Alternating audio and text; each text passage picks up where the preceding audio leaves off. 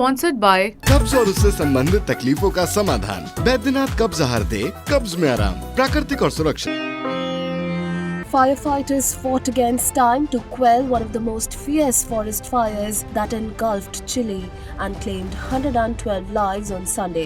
The raging flames razed entire neighborhoods in the country, forcing President Gabriel Boric to announce an emergency. He added that Chile is facing a tragedy of very great magnitude. Hundreds of people are reportedly missing, igniting fears of a rise in the death toll.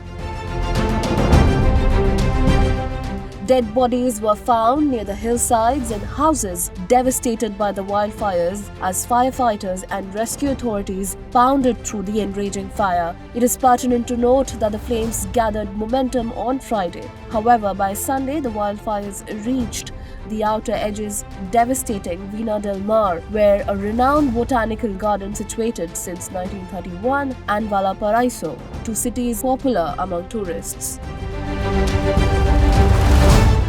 Authorities in Chile have introduced a 9 p.m. curfew in hardest hit regions, and the military has joined firefighters to suppress the spread of the fire. Meanwhile, helicopters dumped water to douse the flames. Chilean President Boric also announced 2 days of national mourning starting Monday, advising citizens to be prepared for the worst.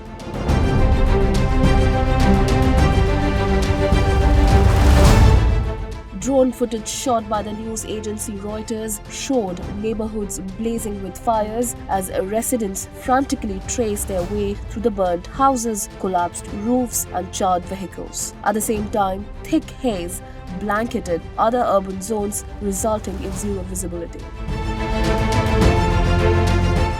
Deputy Interior Minister Manuel Monsalve on Sunday stated that 165 fires raged across Chile and an estimated 14,000 homes were reduced to ashes in the Vina del Mar and Quilpue areas alone. The ones who returned to their ravaged homes found them unrecognizable, with many of them losing almost all of their life possessions.